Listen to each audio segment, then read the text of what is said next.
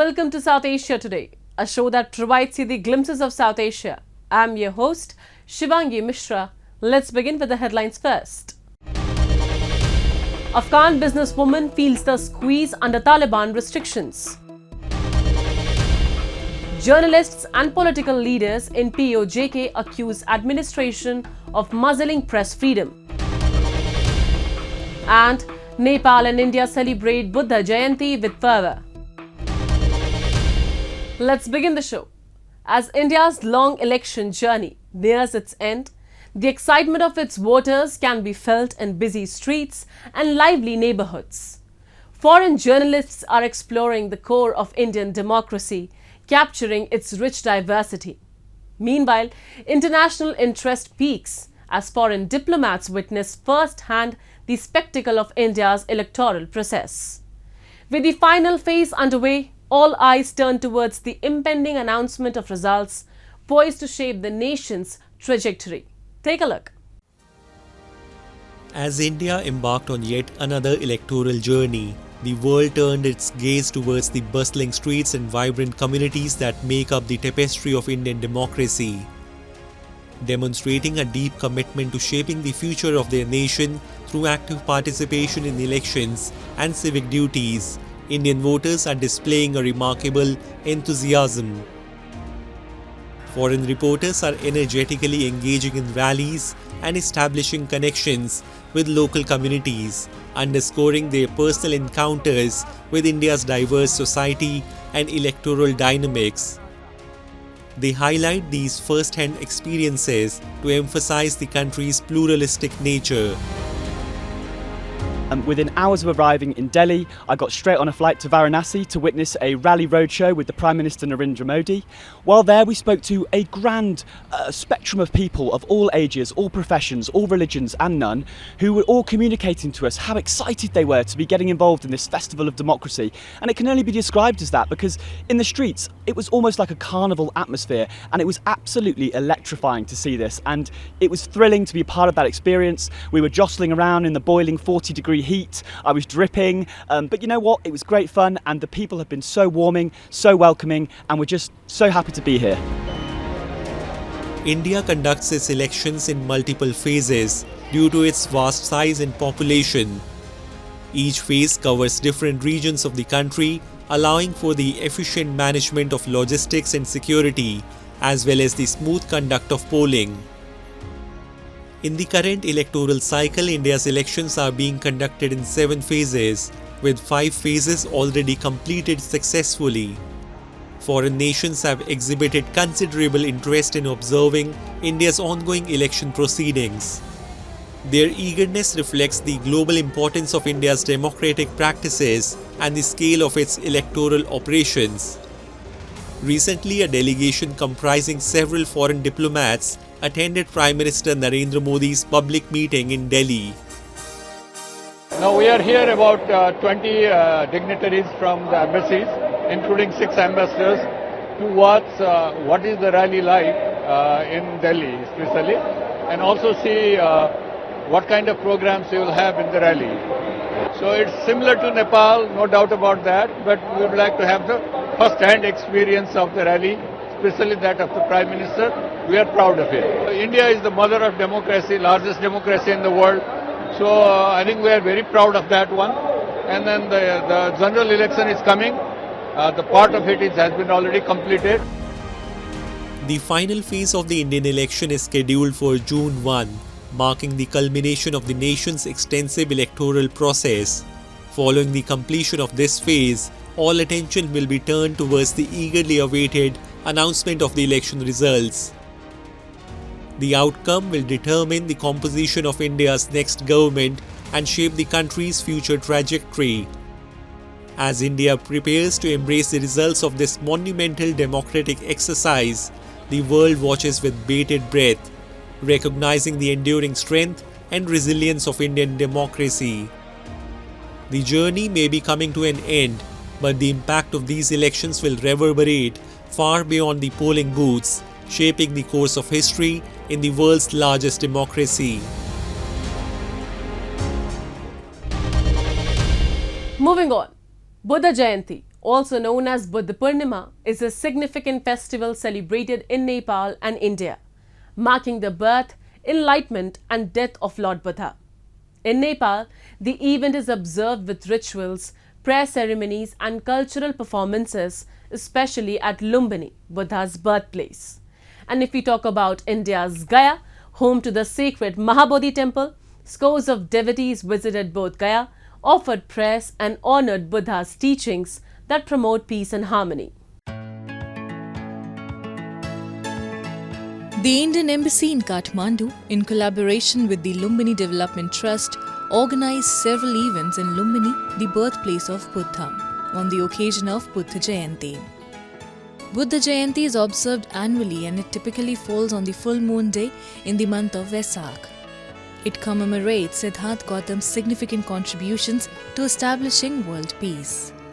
The event was also widely attended by representatives from various Buddhist sects and monasteries in India and Nepal, as well as by the general public. Nepal's Prime Minister Pushpa Kamal Dahal also graced the occasion as the chief guest. Indian Ambassador to Nepal, Naveen Srivastav, and other senior officials were also present. The Nepal PM appreciated the Embassy of India and all the artists for the beautiful painting exhibition and the lively cultural program by artists from India and Nepal who showcased the shared Buddhist heritage and traditions of both the countries.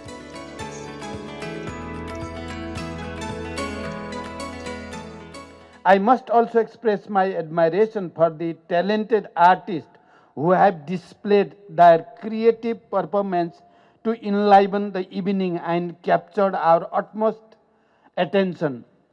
We were excited to watch the various expressions of their talents earlier today.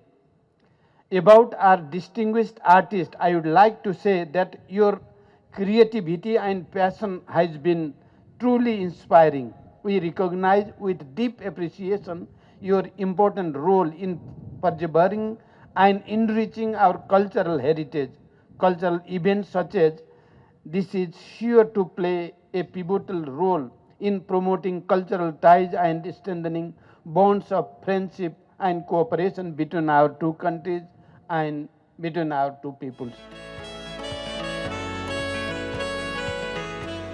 Meanwhile, thousands of devotees and monks thronged Lumbini to celebrate 2568th birth anniversary of Gautam Buddha, the light of Asia, at his birthplace. Nearly 100 monks, with half of them from the International Buddhist Confederation of India, held a special prayer next to the pond in the Maya Devi temple premises for world peace.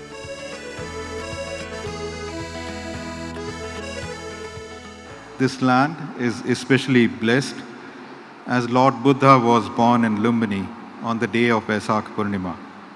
Nearby, in the town of Bodh Gaya, he attained enlightenment, and he gave his first sermon in Sarnath, again not far from here.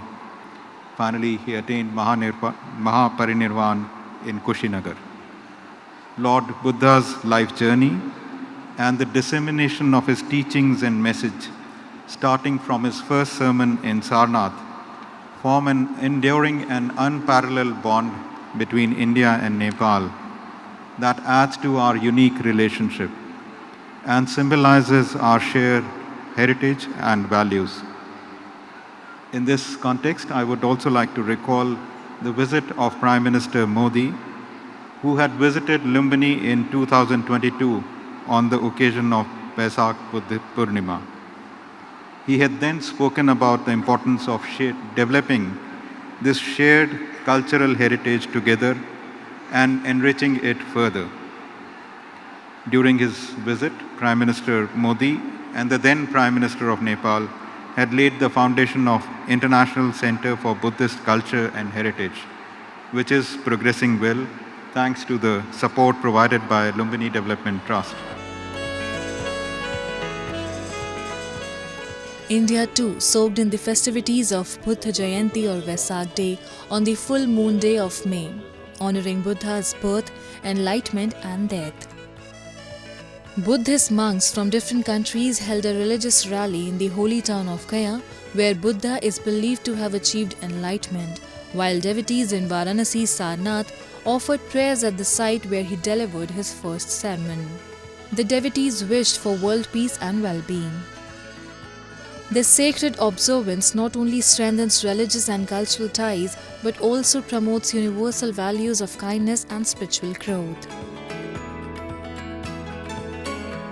This sacred day, we are praying for the world to be peaceful and also all living beings be happy, healthy, peaceful, long life. The holy lands of Lumbini in Nepal and Bodh Gaya, Sarnath and Kushinagar in India are the cradles for which the universal teachings of Lord Buddha spread to other parts of the world. Now we take a look at some happenings in Asia in a segment called Asia Watch.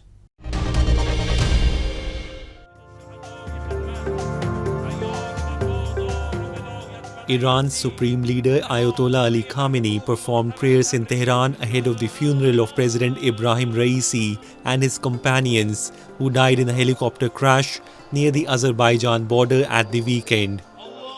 Mourners wore black and held photos of the late president as they took part in the prayers.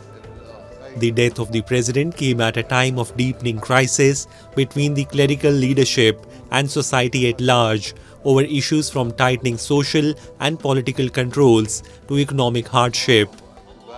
Raisi's body was flown from Tabriz, the closest major city to the remote crash site, to Tehran airport before heading to the holy Shiite Muslim city of Qom.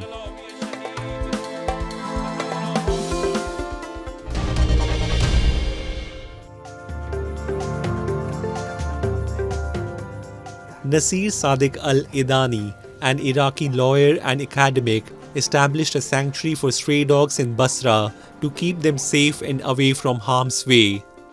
In the sanctuary, which he says he established at his own expense, Al-Idani provides dogs with shelter and food. The Spring of Life organization was established in January 2024, providing these dogs with care that they need. Al-Idani says he plans to establish a sanctuary in other areas and accommodate stray dogs until they reach the age of 12 or 13, when they would die from natural causes. Besides providing the dogs with a safe haven, Al-Idani says that this project also ensures a cleaner and safer environment for all. Stray animals on the street create illness without vaccination, and they eat from anything and can bite a person. Collecting them is to keep them safe and protect society and thus create a clean environment.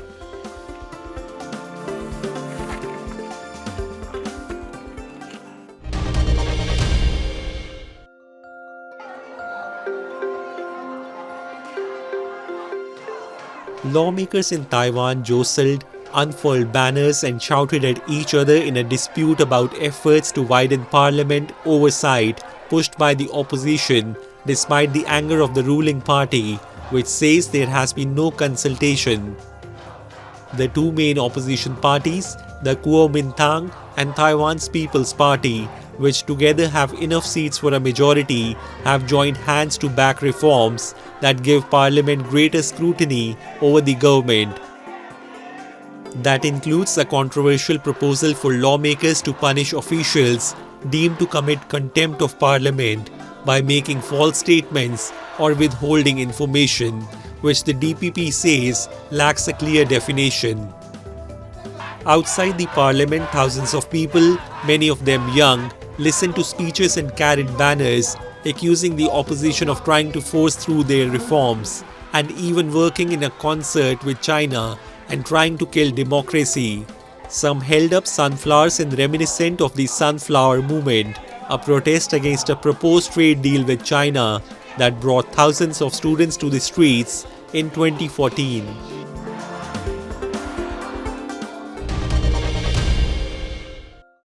In the past few weeks, several massive protests have erupted against the administration in the illegally occupied territory of Pakistan-occupied Jammu and Kashmir. Journalists have faced severe restrictions and harassment over reporting on the atrocities committed by the administration on the locals. Former Prime Minister of PoJK condemned the blatant muzzling of press freedom in the region. This oppression highlights Pakistan's ongoing abuse of power to silence criticism and evade accountability. We have a report.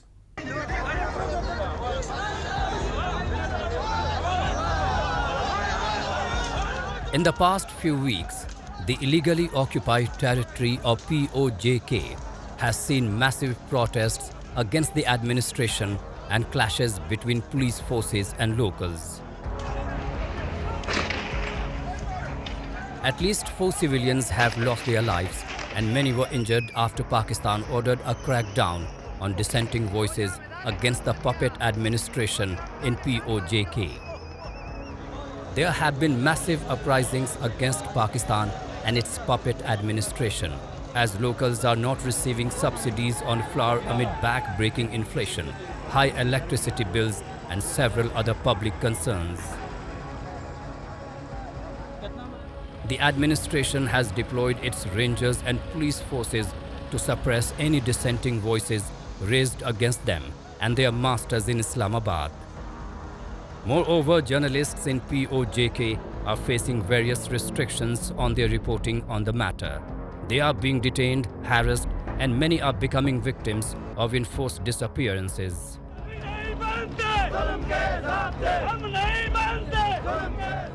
The former Prime Minister of PoJK, Raja Farooq Haider, condemned the present administration for muzzling press freedom in PoJK. साफियों के बाद साफियों के खिलाफ जो इस तरह की जो कार्रवाई करने में मतलब है उसकी मैं मजम्मत भी करता हूँ और मैं कहता हूँ हुकूमत को कि इस तरह न करे और जो दुरुस्त तरीका वो इख्तियार करे। आपके साथ बैठे ना जाए ना उधर प्रेस क्लब के उहदेदारों को बुलाएं, प्रेस फाउंडेशन में जाएं।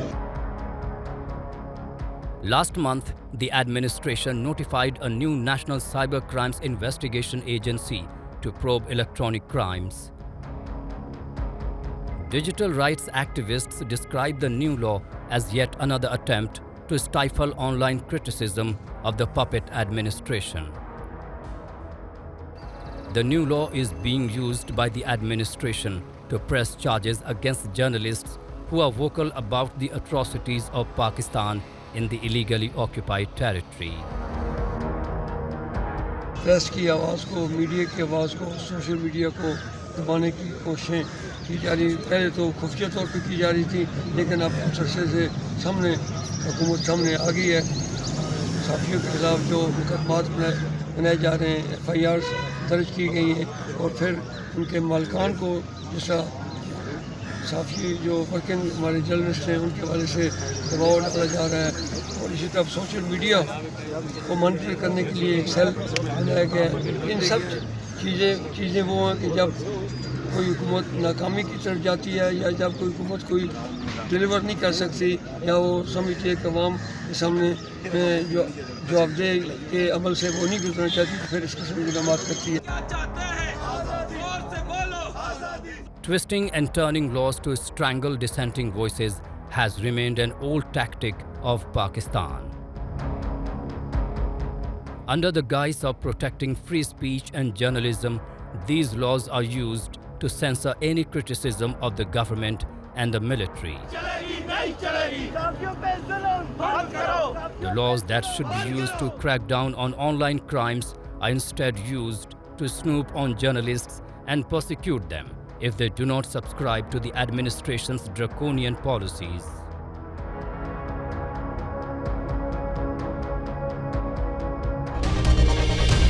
Moving on to Afghanistan, where veteran NGO worker Foruzan Koistani lost her job when the Taliban ascended to power in August 2021, forcing her to seek a new career path.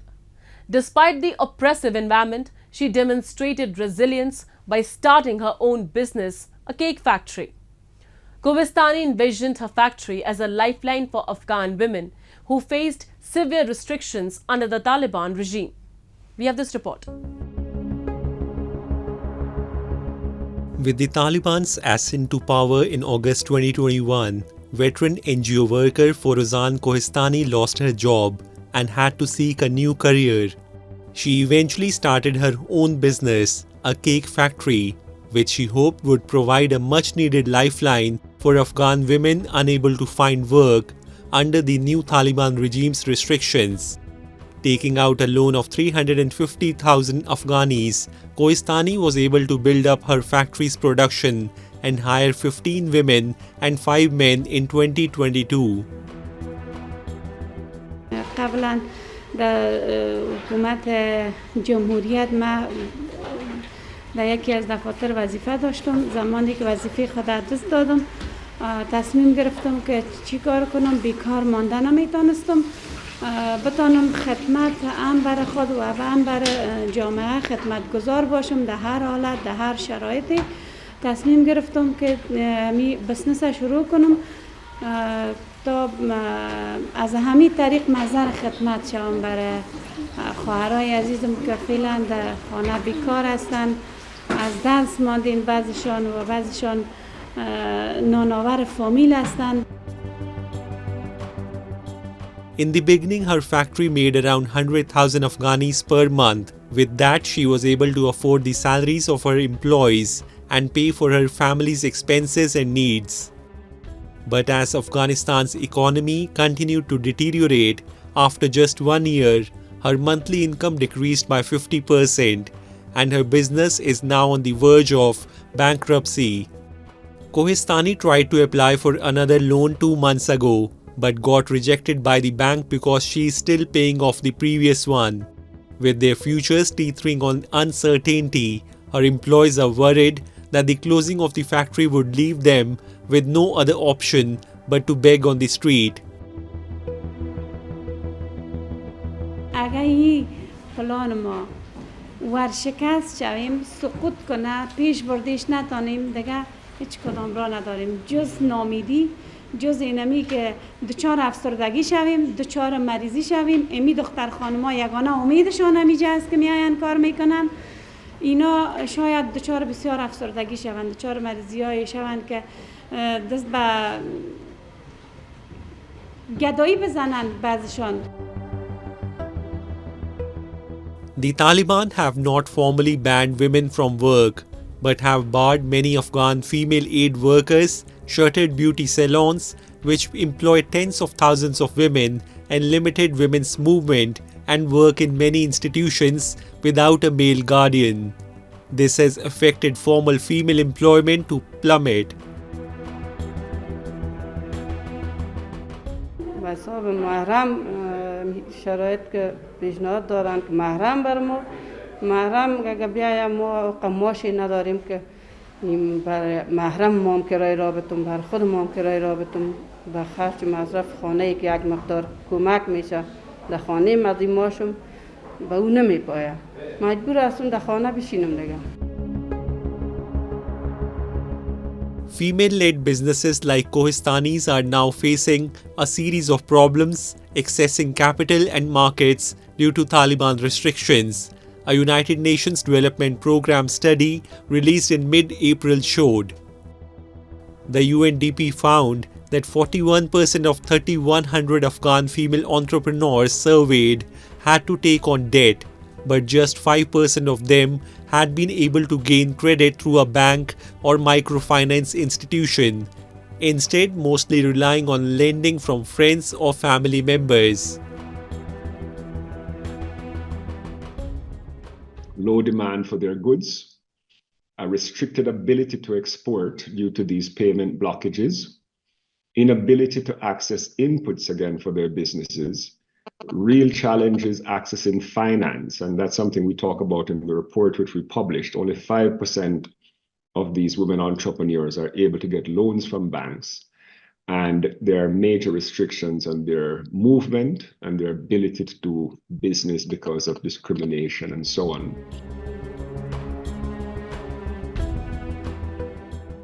Despite the Taliban's claims of respecting women's rights within their interpretation of Islamic law, their actions paint a starkly different picture. However, some female entrepreneurship has continued, and some Taliban officials, including the Commerce Minister, have said their administration wants to support female businesses, many of which employ women in carpet weaving, handicrafts, dried fruit, and saffron production.